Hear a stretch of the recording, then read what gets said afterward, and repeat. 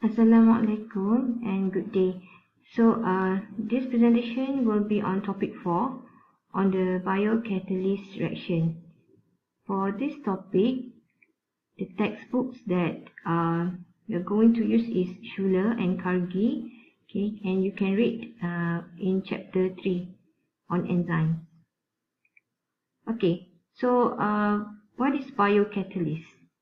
It is a catalyst, okay, which we know that it is a substance that can alter to promote the reaction or to repeat the reaction rate.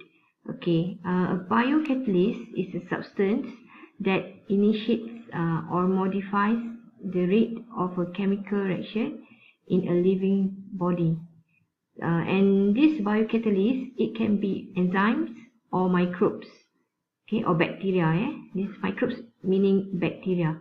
Okay, so you can use enzymes or microbes because in microbes there are enzymes. Okay, so you have to know which enzymes and microbes, okay, to be used for the reaction. Okay, why?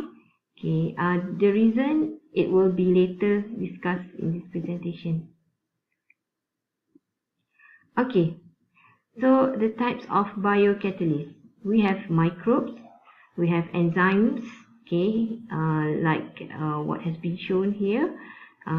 For example, lipase. Okay, for the name of enzyme, you may able to find that at the end of the name, there will be the ase. Okay, ase sounds here, ase. Okay. So lipase, okay, mostly used in order to break down fat or oily substance. Okay, proteases. Okay, we have protease. Okay, obviously protease is to break proteins. We have cellulase enzyme. Okay, to break cellulose, and we do have amylase.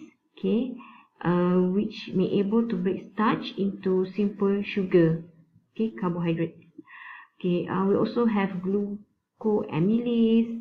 We have other name of enzymes. Okay. All right. This is a table show the difference between biocatalyst and chemical catalyst. Okay, obviously, I would like to mention here. Okay, for the chemical catalyst, we know that they can be easily disposed.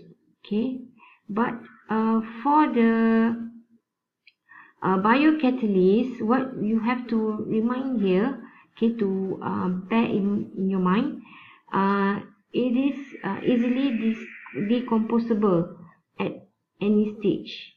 Okay, and therefore it is not practically used in the industry. Okay, because of the price also is very expensive. Okay, even though we are using just a small amount, but that small amount is very costly. Okay, we are talking about enzymes now in this topic. Okay, our focus on the biocatalyst in topic 4 is on enzymes.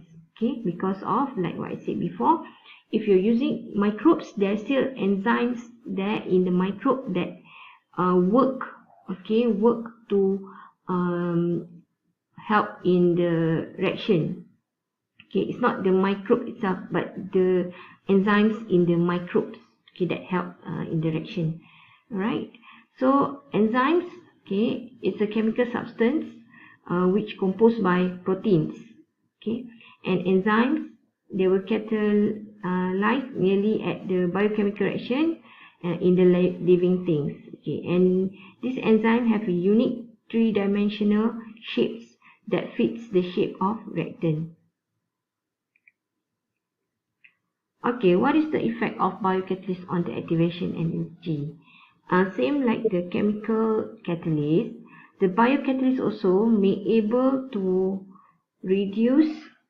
lower the activation energy. You can see here in this graph, okay, with the enzyme, lower the activation energy by weakening the bonds, in which later it able to speed up the process of reaction.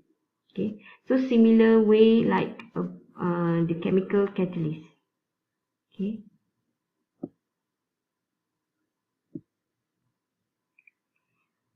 Okay, let us take a look on the action of enzyme.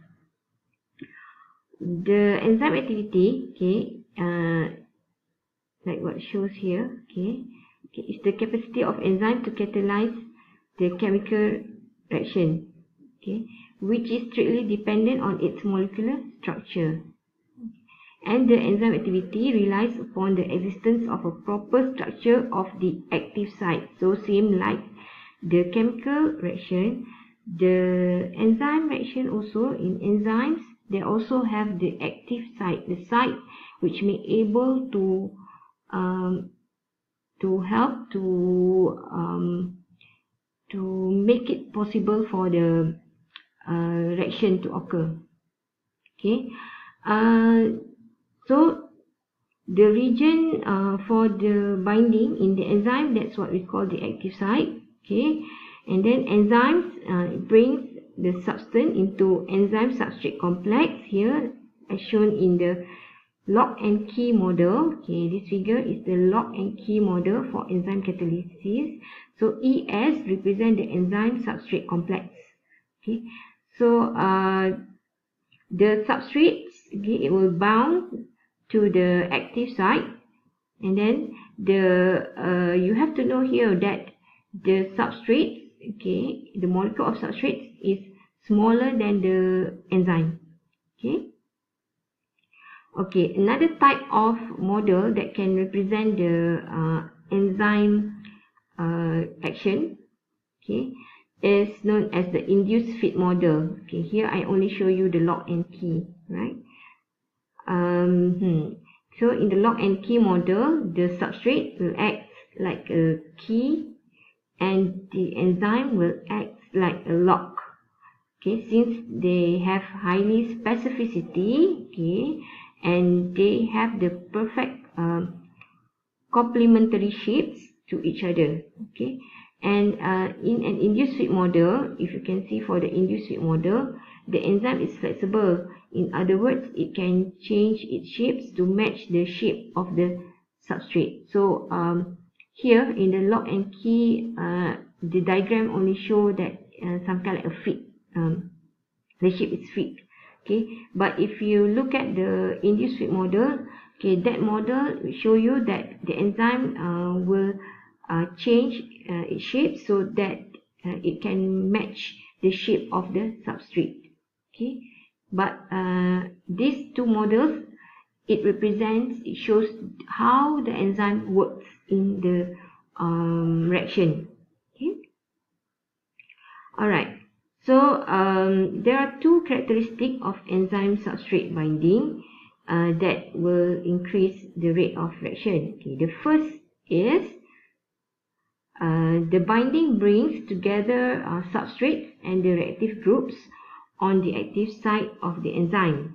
Okay, the second factor is the enzyme active site is extremely specific in the substrate that it will bind to. Okay, therefore, you have to know that it will make the reaction as efficient as possible.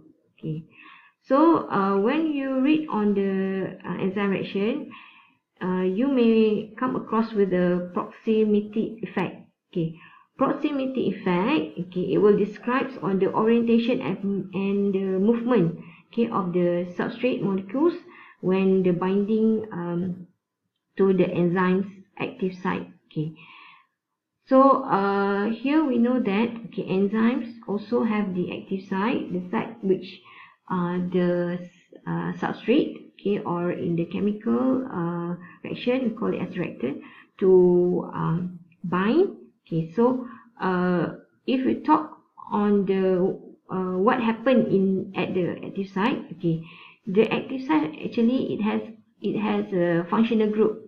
Okay, this functional group, that's why we mention on the specificity and also selectivity, because this functional group only certain functional group on the substrate may able to attach to this functional group on the active site. Okay. How can suitable enzyme be selected? How you want to select the enzyme? Okay. Based on the reaction type, you have to know your reaction. You have to understand your reaction, okay, and your process. Alright. And then based on the chemical structures, okay, also on the properties of the enzyme. Okay. That's why I mentioned before on the selectivity and the specificity. Only certain enzymes can react in a certain process. Okay, you cannot use, okay, like this one enzyme may able to be used for all the processes.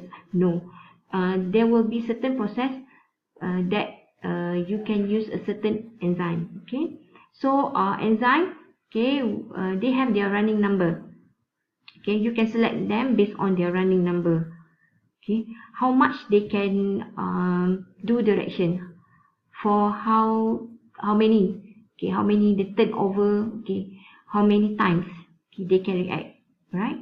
For selecting optimal biocatalyst, the selectivity and stability, okay, of the enzyme and the process condition and the properties of the source microorganism must be considered. Okay, this is why I highlighted the selectivity, okay, and also the stability, because in the process condition, in the process we have certain conditions.